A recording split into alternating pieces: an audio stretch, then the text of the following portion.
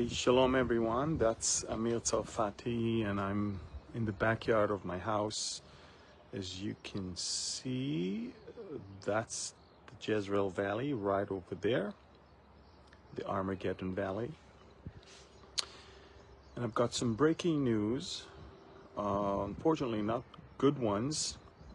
This time, they're not about Israel, although indirectly they are. But these are very sad news, and I wanted to share it with you. A, because I report news.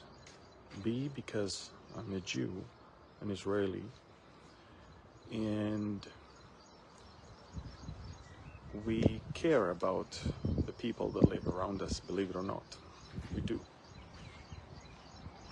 So I'm gonna wait for a few seconds for you guys to connect and share with you the very sad news that are emerging from a neighboring country nearby. If you can, please press the share button right now. Also,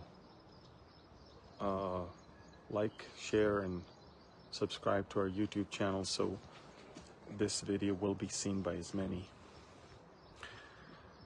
And again, I'll wait for a few more seconds and I'll share it with you. If you can write where you guys are from in the chat so I can see. I see people from Tennessee. Wow, you're early risers. Where else are you guys from? Colorado, United States, New York, Buffalo, New York, I see. Where else are you guys from? Let's see. We've got more people from the United States. Quite a few Americans. People from France, also. Europe, Michigan, US, Maryland, US, I see. Okay, so again, I'm going to share with you some very sad and bad news. And if you want to watch the footage, you're going to have to go to my Telegram channel because I'm not allowed to post footage like that on Facebook or YouTube. The algorithm will immediately disqualify this video. So let me give you background, okay? So about a month and a half ago, if you remember, it was during, if I'm not mistaken, December. The maybe a couple days after the ceasefire with Hezbollah was signed, the rebels that were backed by Turkey, the Syrian rebels backed by Turkey, these are Sunni jihadi rebels that were training and armed in northern Syria. And they saw that Hezbollah is beaten, Hezbollah is defeated by Israel, and they immediately went on an offensive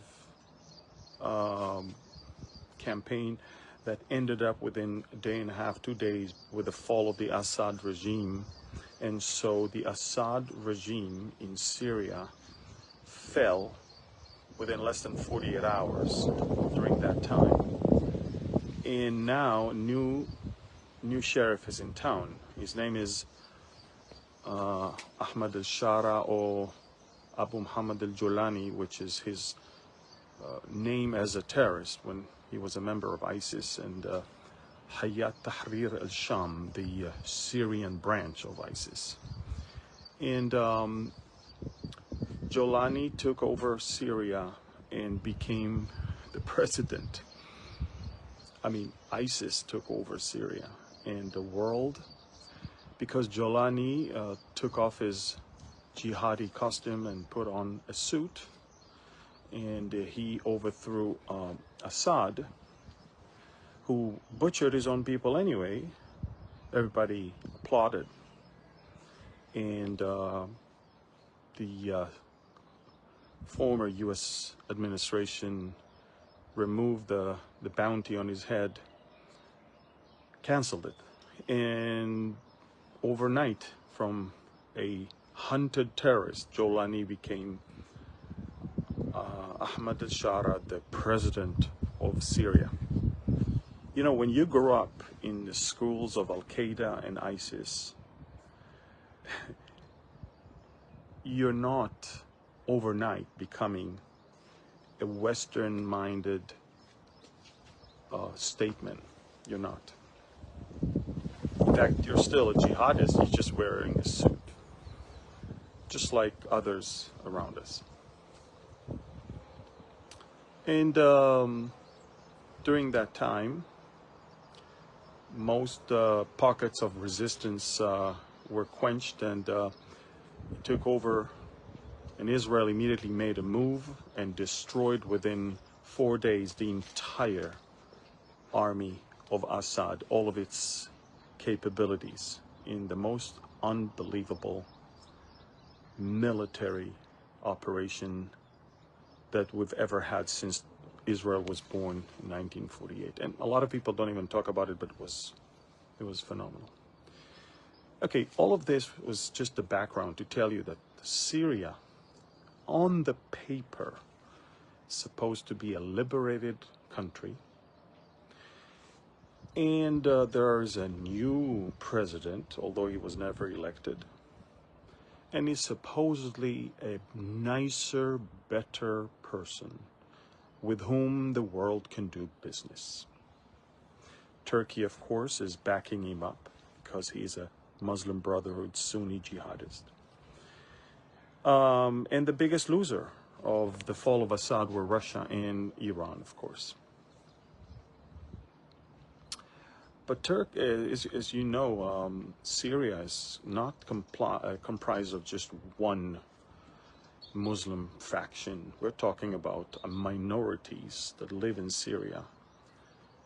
We've got the Alawites. The Alawites are actually Shia Muslims. It's a small minority. They live mostly on the coasts of northern Syria, in Tarsus and in Latakia and other places around there. And by the way, Assad was a member of the Alawite family, so he was a member of a minority that took over and ruled for many years. But there's also the Druze, and there's also the Kurds, and there's also Christians that live there. So these are the three or four most important minorities in Syria.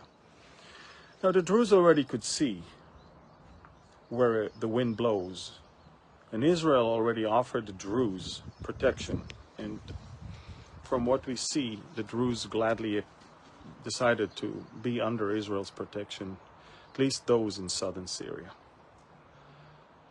But 2.5 days ago, a newly emerged remnants of the Assad regime military force decided to start an military offensive against the Jolani's gangs, and they killed about 30 or 40 of them in what appeared to be a takeover of the coast of northern Syria. They kind of wanted independence. They said, you know, we don't want to be ruled by the jihadi Sunnis. And this is where it gotten really bad. Because Jolani and his gang, remember who they are. They're Al-Qaeda, they're ISIS. These are not, you know, people like you and I that think the way you and I think.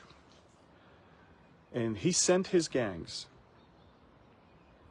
And in the last 24 hours, and these are the bad news, and there are horrific videos And just like on October 7th, Hamas, remember, Hamas took all the footage of what they did.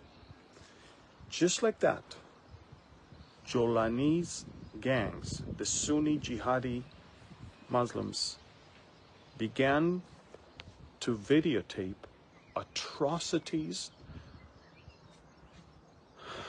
and in the last 24 hours, reports are emerging of no less than 2,400 people massacred.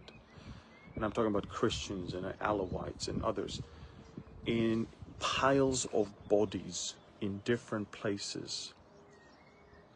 Al Jazeera is not reporting. The Western media is not reporting. No country condemns the new ruler. No one does anything. No one cares about them. Now, just to make it very clear, the Alawites, they were allies of Hezbollah and Iran. They never liked us. I'm not defending now people that loved us. I'm actually saying our enemies, yes, but they're being now massacred by the Sunni jihadists, it's no longer by the dozens, but the hundreds, and it's already exceeding 2,400 people. On my Telegram channel, you will find disturbing videos. Now, if you're too sensitive, I suggest that you don't watch it. But these are not just... It's one thing that military force is fighting another military force. Both sides are armed. It's legitimate. But the Al-Qaeda, ISIS gangs of the leader of Syria, Jolani, they're not fighting soldiers. They're going and butchering families, children, women, elderly. They make them crawl and they make them bark like dogs. They take some of them to the forest and shoot them, and all of it is documented on videos that they themselves are filming. I'm shooting this video right now just so you remember that I never stayed silent about this. None of us should. These are my enemies on the paper, yes. But I cannot stay silent when Hamas-type invasion into homes of families and butchering them is being done now by the same type of Sunni jihadists to people that they don't like and they don't fit their narrative. And so I want to tell you folks, if I'm not going to speak out, and if you're not going to speak out, this stupid, hypocritical world will do nothing, will say nothing. Because no Jews, no news. If it's not about Israel killed people in Gaza or in the West Bank or in Lebanon or whatever, we don't report that. Al Jazeera, the champion of the Arab human rights, supposedly, they're just the servants of the Muslim Brotherhoods in Qatar and Turkey. And of course, whatever happens now doesn't fit well, or doesn't sit well, doesn't look well. So they just don't report. That's all. And unless people like me or others are reporting all of this right now, the world will never even know what's going on there. So I'm telling you folks, this video is now, I'm putting it on Facebook Live.